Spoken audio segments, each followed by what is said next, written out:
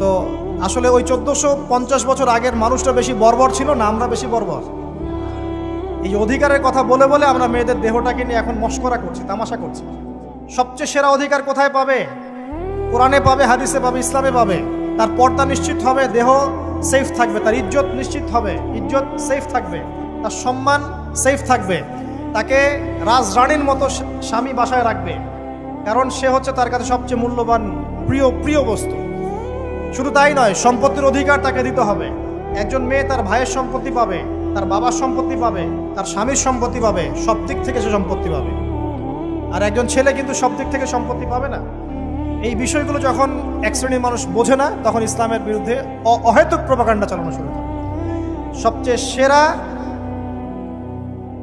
সম্মান রক্ষার উদাহরণ দেয়া হয়েছে ইসলামে, কোরআনে এবং হাদিসে। এই কথাটা আপনাদের মা বোনদেরকে বোঝাবেন, তবে নম্রতার সাথে বোঝাবেন, কারণ উচ্চবাচ্য করলে তারা কথা শুনবে।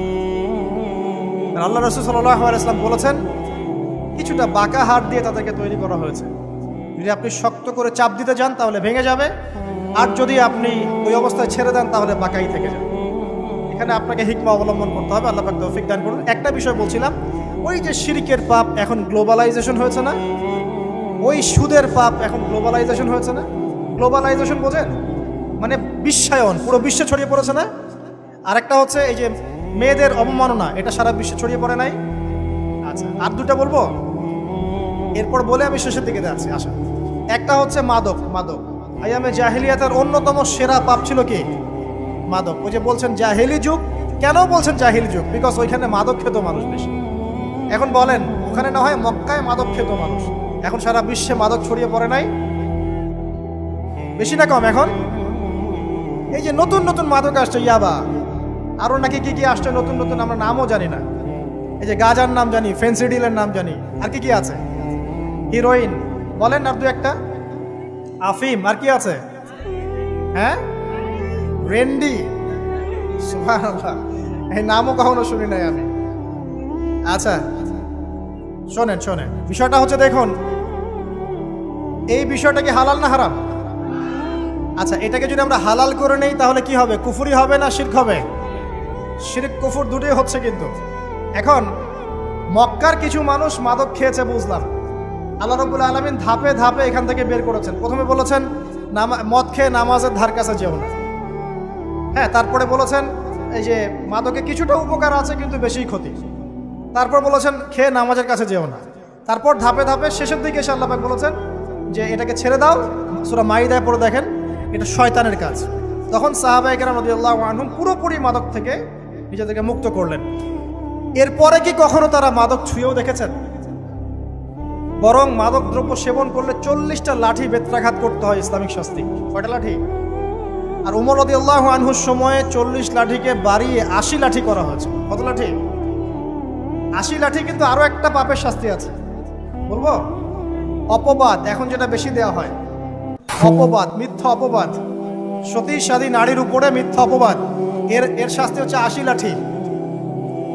আবার 100 লাঠির শাস্তি আছে, 100 লাঠি। এটা কিসের জানেন? জিনা। এই যে যারা করছেন, এর শাস্তি হচ্ছে 100 লাঠি। তাও জনসমক্ষে দিতে হবে, গোপনে না। আর 1 বছরের জন্য এলাকা ছাড়া করতে হবে। রজম একটা শাস্তি আছে, রজম। এটা কি? রজম মানে পাথর নিক্ষেপ করে হত্যা। এটা তো বর্বর, তাই না? অমানবিক, মধ্যযুগীয়। এসব কথা শুনছেন না? শোনেন, কিছু কিছু বিষয় আছে যে বিষয়গুলো করার পরে এই পৃথিবীতে মানুষ বেঁচে থাকার অধিকারটা হারিয়ে ফেলে। কথা বুঝতে পারছেন না? কিছু কিছু পাপ আছে, এগুলো করলে পরে মানুষ এই পৃথিবীতে বেঁচে থাকার অধিকারটা হারায় ফেলে। যেমন কোনো বিবাহিত ব্যক্তি যদি জেনা করে, নাউজুবিল্লাহ, কোনো ছেলে যদি কোনো ছেলের সাথে যৌন সম্পর্ক করে, সমকামী করে, বা এটাকে যেটা গে মানে যেটা কি বলে, সমকামিতা, ঠিক আছে, এই কাজ যদি কেউ করে, নোংরা কাজ যদি কেউ করে, কোনো মেয়ে যদি কোনো মেয়ের সাথে এরকম কোনো কাজ করে, একই পাপ। এইসব পাপ করলে পরে এই পৃথিবীতে বেঁচে থাকার অধিকারটা সে হারিয়ে ফেলে। কথা কি বুঝতে পারছেন? আচ্ছা, তখন শাস্তি হচ্ছে আল্লাহ রাব্বুল আলামিন পাথর নিক্ষেপ করে হত্যা করতে বলেছেন। কারণ হচ্ছে সে এত গর্হিত একটা কাজ করেছে যেটা এই শাস্তি পাওয়ার সম্পূর্ণ যোগ্য।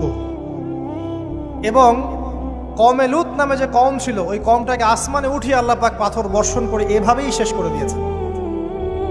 জর্ডান একটা দেশ আছে না, জর্ডান, জর্ডানের পাশে ডেড সি নামে একটা জায়গা আছে, ডেড সি, মৃত সাগর। ওইখানে সাদুম নামে একটা গোত্র থাকতো। কোন গোত্র? সাদুম। ওই সাদুম গোত্র এরকম সমকামী ছিল।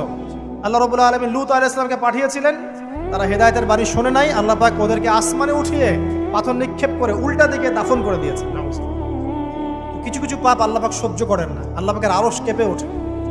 এই পাপগুলো সেরকম পাপ।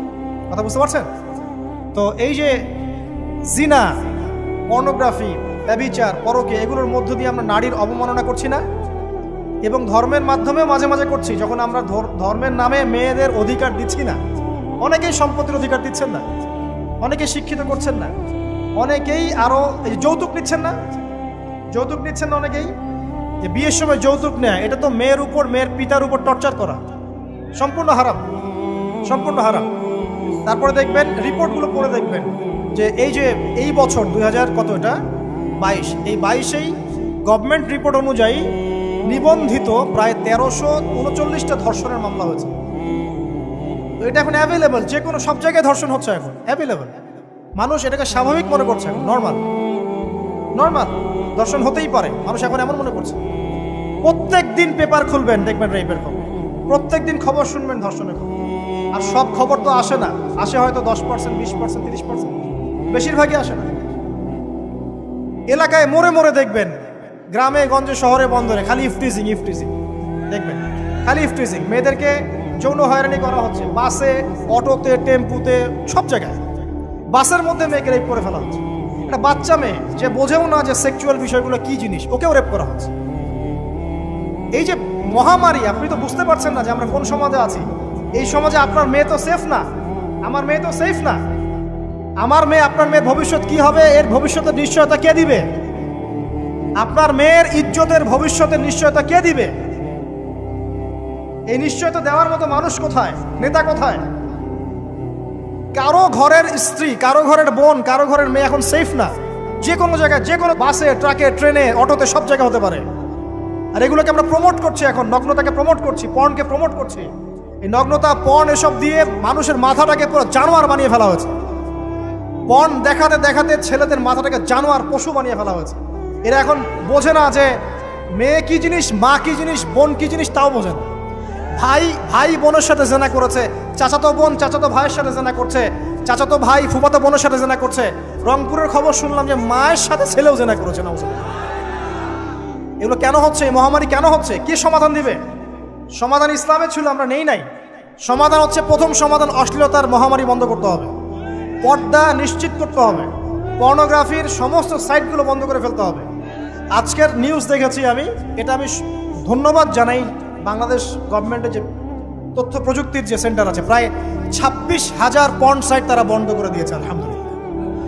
তো কথা বললে তো কাজ হবে, কথা না বললে কাজ হবে কিভাবে? 26,000 পর্ন সাইট তারা বন্ধ করে দিয়েছে। যখন সমাজের মানুষ পর্ন দেখতে দেখতে পশু হয়ে গেছে, আপনি বাইরে এই যে আলখাল্লা টুপি দাঁড়িয়ে পরে ঘুরলে লাভ আছে? ভিতর থেকে তো আপনি পশু। দেখবেন মসজিদ ইমাম সাহেব নামাজ পড়তে এসেছে, বাসায় পর্ন দেখে আসছে, নামাজে কোনো মনোযোগ নাই। দেখবেন টাপাটাপ নামাজ পড়ছে, কোনো মনোযোগই নাই, পর্ন দেখে। ইমানের আলোচনা করবেন, খুব লাফালাফি করলো, 2 দিন পর দেখবেন কোনো খবর নাই, পর্ন দেখতে দেখতে ভিতরটা শেষ, ড্যামেজ। পর্নোগ্রাফিতে যে একবার আসক্ত হয়েছে, তার মধ্যে ইমানের কোনো তেজই থাকবে না, কোনো তেজ থাকবে না। এখন আলেম জালেম সবার ফোনে ফোনে দেখবেন পর্ন চলে আসতেছে, কেউ দেখতে না চাইলেও তাকে দেখতে বাধ্য করা হচ্ছে। ফেসবুকে ঢুকবেন, নগ্ন দৃশ্য।